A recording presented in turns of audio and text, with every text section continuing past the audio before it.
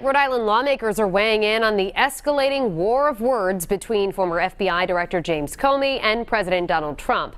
Eyewitness News reporter Steve Nielsen joins us now with the latest developments. Steve? Shannon, in a TV interview ahead of the release of his new book, James Comey lobbed personal attacks at President Trump. He also called the president morally unfit to lead.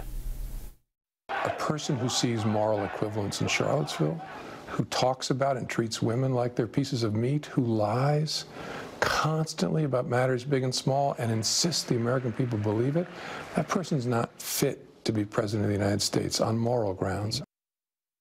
Comey also said the president may have obstructed justice when Trump asked Comey to drop the investigation into former National Security Advisor Michael Flynn. And Comey added that he could not rule out the possibility that the president has been compromised by the Russians.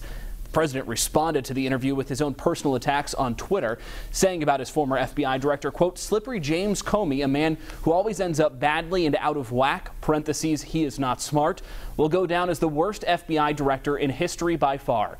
Today, we caught up with Congressman David Cicilline and Senator Sheldon Whitehouse, and both men said there are concerns with Comey's credibility, but say the issues he raises are valid.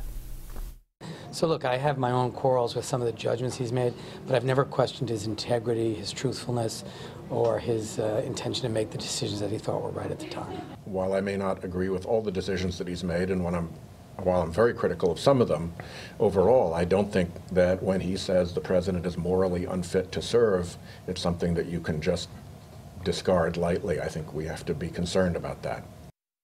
Today, White House Press Secretary Sarah Huckabee Sanders said the president only watched bits and pieces of Comey's interview and attacked Comey's credibility, calling him dishonest and a self-admitted leaker.